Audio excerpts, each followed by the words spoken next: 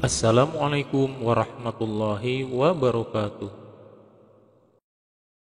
Apa yang akan terjadi jika ke dalam larutan elektrolit dimasukkan elektroda, yaitu katoda dan anodanya sejenis?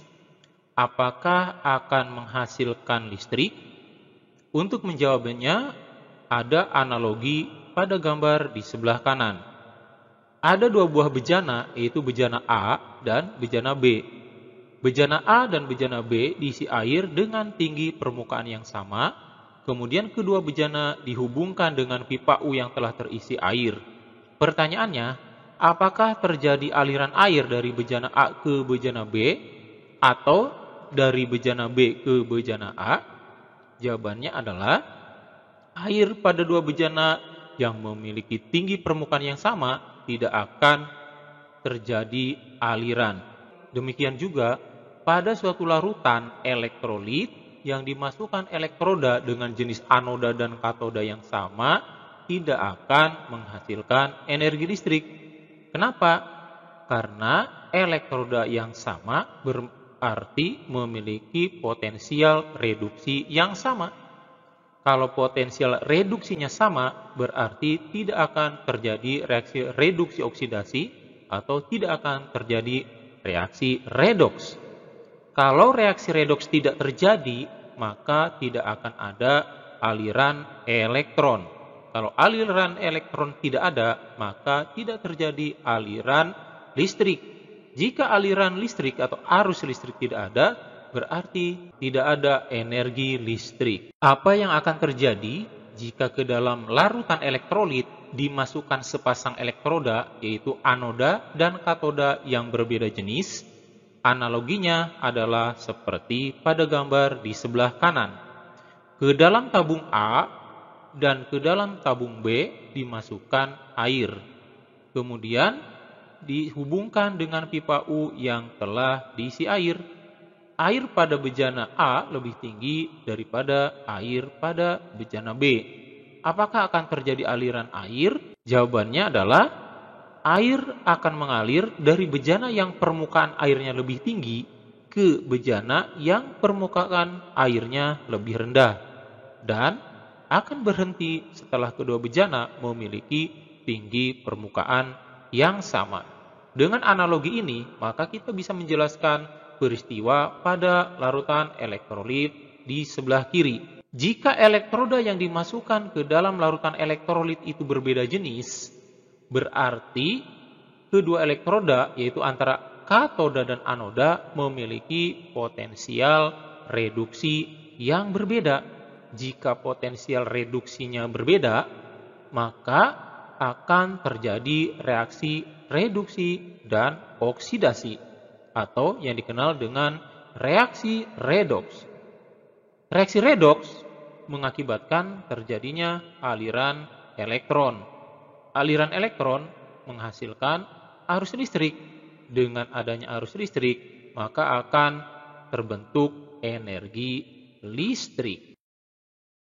Ini adalah data potensial reduksi standar.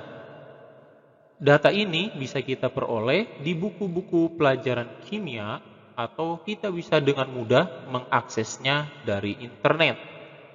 Untuk menghasilkan energi listrik, kita bisa menggunakan elektroda yang telah tercantum pada data potensial reduksi standar ini.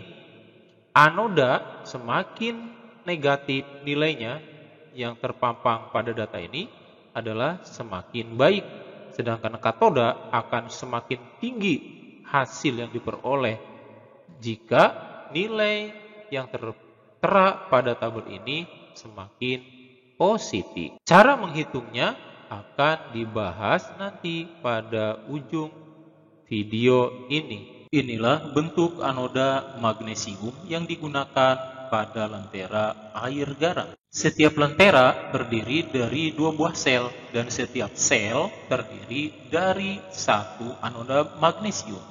Jadi setiap lentera memiliki dua anoda magnesium. Pada anoda terjadi reaksi oksidasi, yaitu logam magnesium menjadi ion magnesium bermuatan +2 karena melepaskan 2 buah elektron.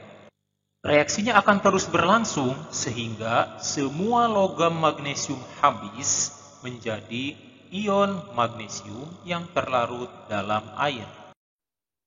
Jika suka dengan video ini, silakan klik like. Dan jika suka dengan konten-konten Marnokim, silakan klik subscribe dan nyalakan tanda loncengnya agar mendapatkan notifikasi video terbaru.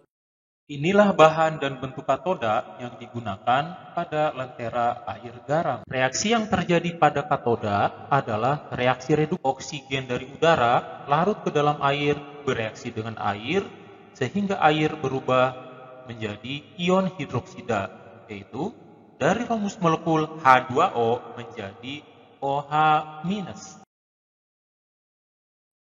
Ion magnesium yang berasal dari reaksi oksidasi anoda dan ion hidroksida yang berasal dari reaksi reduksi air akan saling tarik-menarik dan membentuk ikatan menjadi magnesium hidroksida. Reaksi yang ditunjukkan pada sebelah kanan ini adalah reaksi sel dengan hasil akhir magnesium hidroksida.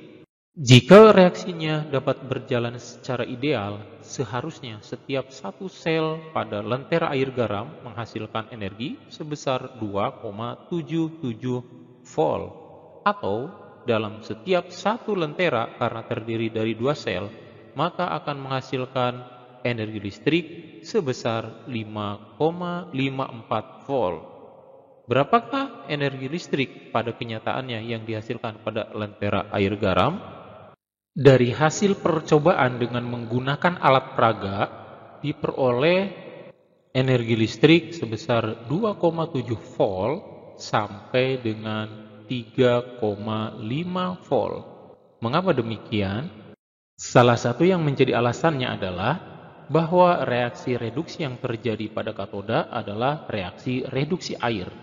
Untuk bisa tereduksi, air membutuhkan oksigen. Oksigen berasal dari udara. Jadi banyaknya air yang tereduksi tergantung dari kemampuan air tersebut dalam melarutkan oksigen yang berasal dari udara.